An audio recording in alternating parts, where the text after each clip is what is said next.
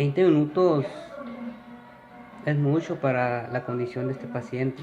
Si hubiera tenido un desfibrilador, pues se hace ahí la cardioversión y el paciente pues podría haber sobrevivido. Si hubiésemos tenido el diagnóstico del ultrasonido, pues la persona hubiese tenido fácil 2 horas más de manejo.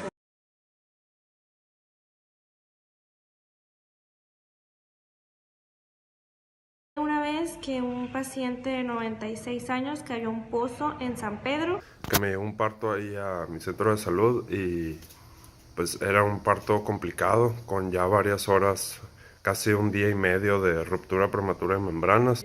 Cuando no había anestesia y no se podía realizar una extracción de urgencia del paciente. Una persona que tuvo un accidente en moto, no hubo cómo diagnosticarle que traía derrame interno.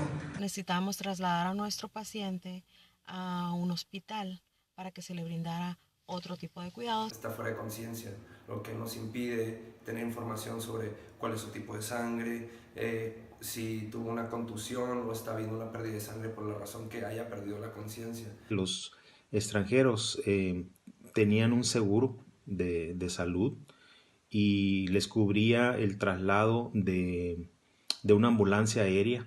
Le habló al servicio médico, a una ambulancia,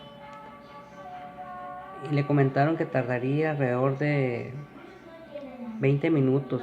Estábamos en una avenida donde había ocurrido un choque y no se pudo atender porque el choque bloqueaba toda la avenida, entonces no había manera de que pasara la ambulancia.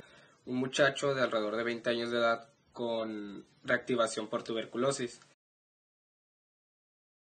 La ambulancia tardó mucho en llegar, que el paciente cuando llegó al hospital ya venía en paro, que no recibió adecuadamente el tratamiento que debería de ser para poder tratar de salvar su vida. Estábamos en una población algo alejada, sin el instrumental obviamente necesario, ni el lugar adecuado para atender ese tipo de partos.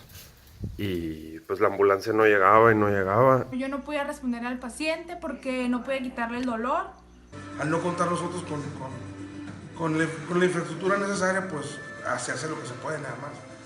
Él había caído en paro, entonces necesitábamos llevarlo a la unidad para que se diera un soporte ventilatorio, otro tipo de ayuda, y la ambulancia no estaba presente. Estando ahí se necesita un desfibrilador ya en camino y no lo hay. La forma en la que procedemos es muy diferente si no tenemos la información.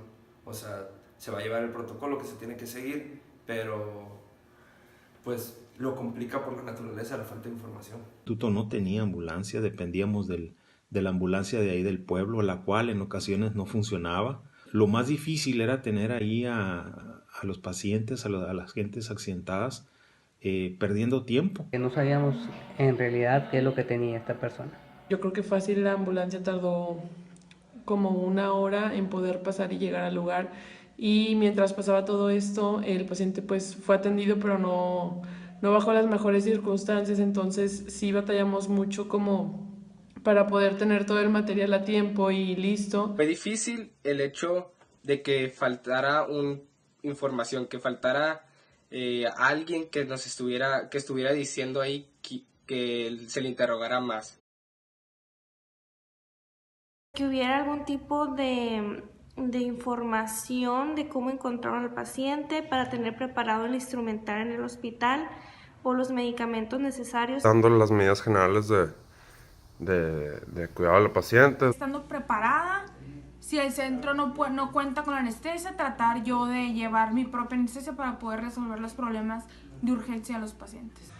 Por pruebas sanguíneas, por hacer una ABH, y estar checando ahí los glóbulos rojos, las plaquetas, para ver cómo sigue evolucionando en caso de no tener un ultrasonido para checar derrames internos. Ya se ha dado la explicación o se ha dado la propuesta o la gestión de por qué es necesario el desfibrilador y diferentes o más ambulancias, pero aún no se consigue. Se lleva a cabo el protocolo. Lamentablemente, si está perdiendo sangre, si es una hemorragia fuerte, se tiene que intentar hacer un examen de tipo de sangre lo más rápido posible o buscar la manera de contactar a un familiar, y no podemos proceder con ciertas vacunas y medicamentos, aunque sea lo más recomendable porque podríamos incurrir en hasta un delito. El seguro contrató una empresa de ambulancia mexicana. Su trabajo era trasladar esos pacientes que yo recibía ahí en la clínica.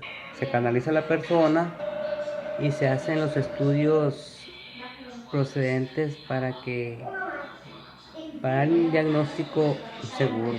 Una continuación, más bien dicho, a ese tipo de personas para evitar cualquier tipo de diagnóstico erróneo.